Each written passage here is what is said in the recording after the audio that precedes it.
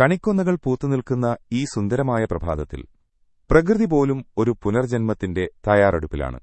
മണ്ണും മനസ്സും ഒരുപോലെ പുതുമയെ വരവേൽക്കുന്ന വിഷുക്കാലം കേവലമൊരു ആഘോഷം എന്നതിലുപരി വിഷു എന്നത് മാറ്റത്തിന്റെ, പ്രത്യാശയുടെ വലിയൊരു സന്ദേശമാണ് നമ്മിലേക്ക് എത്തിക്കുന്നത്.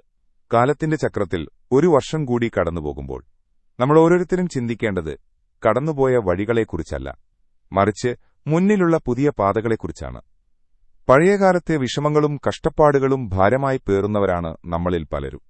കഴിഞ്ഞുപോയ കാര്യങ്ങളിൽ തട്ടിത്തടഞ്ഞു നിൽക്കുമ്പോൾ വരാനിരിക്കുന്ന വലിയ സൗഭാഗ്യങ്ങളെ കാണാൻ നമുക്ക് സാധിക്കാതെ പോകുന്നു.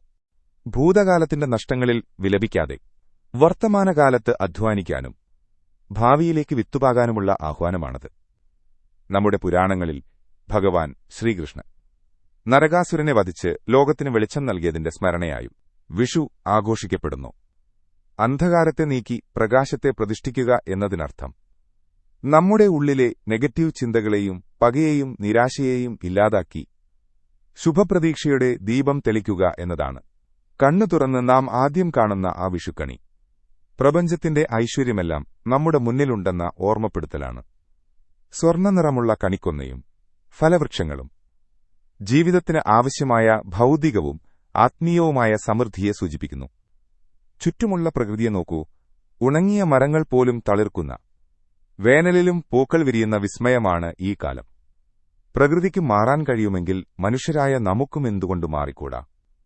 കഴിഞ്ഞ വർഷം നമ്മെ വേദനിപ്പിച്ച ബന്ധങ്ങൾ, പരാജയപ്പെട്ട നിമിഷങ്ങൾ, സാമ്പത്തികമായ തകർച്ചകൾ, ഇതെല്ലാം ഒരു പഴയ വസ്ത്രം പോലെ ഊരിമാറ്റാൻ ഈ വിഷുദിനത്തിൽ നമുക്ക് തീരുമാനമെടുക്കാം. മനസ്സിനെ ഒരു ശുദ്ധമായ ഒരു അരുവി പോലെയാക്കി മാറ്റുക. അവിടെ പുതിയ സ്വപ്നങ്ങളും നല്ല ചിന്തകളും കൊണ്ട് ചിത്രം വരച്ചു തുടങ്ങാം. വിഷുക്കൈനീട്ടം നൽകുന്നത് ഒരിക്കലും വെറുതെയല്ലോ. പങ്കുവെക്കലിന്റെയും സ്നേഹത്തിന്റെയും വലിയൊരു പാഠമാണത്. ഉള്ളത് മറ്റുള്ളവർക്ക് കൂടി നൽകി സന്തോഷം കണ്ടെത്തുക എന്ന ആ വലിയ തത്വം നമ്മുടെ ജീവിതത്തിന്റെ ഭാഗമാക്കാം.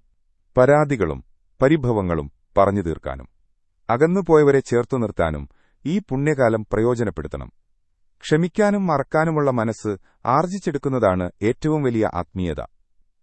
ജീവിതം ഒരു പ്രവാഹമാണ്. അതിൽ ഒരിടത്ത് കെട്ടിനിൽക്കാതെ ഒഴുകിക്കൊണ്ടേയിരിക്കണം. പഴയതിനെ മുറുകെ പിടിക്കുന്നത് ആ ഒഴുക്കിനെ തടസ്സപ്പെടുത്തും. അതുകൊണ്ട് ഈ വിഷുവിനെ നമുക്കൊരു പുതിയ തുടക്കമായി കാണാം. ഇന്നു മുതൽ ഞാൻ കൂടുതൽ സന്തോഷവാനായിരിക്കും, കൂടുതൽ കരുത്തനായിരിക്കും, എല്ലാവരോടും സ്നേഹത്തോടെ പെരുമാറും എന്ന് ഓരോരുത്തർക്കും സ്വയം പ്രതിജ്ഞ ചെയ്യാം. ഈ പ്രകാശപൂരിതമായ നിമിഷത്തിൽ ഭഗവാന്റെ അനുഗ്രഹത്തോടെ സകല ഐശ്വര്യങ്ങളും നിങ്ങളുടെ ജീവിതത്തിലേക്ക് കടന്നുവരട്ടെ. സങ്കടങ്ങളുടെ കരിന്തിരി കരിഞ്ഞു തീരുകയും സന്തോഷത്തിന്റെ തിരുനാളങ്ങൾ നിങ്ങളുടെ വീടുകളിലും മനസ്സുകളിലും തെളിയുകയും ചെയ്യട്ടെ. പുതിയൊരു ജീവിതം, പുതിയൊരു കാഴ്ചപ്പാട്, പുതിയൊരു ലോകം. ഏവർക്കും ഹൃദയം നിറഞ്ഞ വിഷു ആശംസകൾ.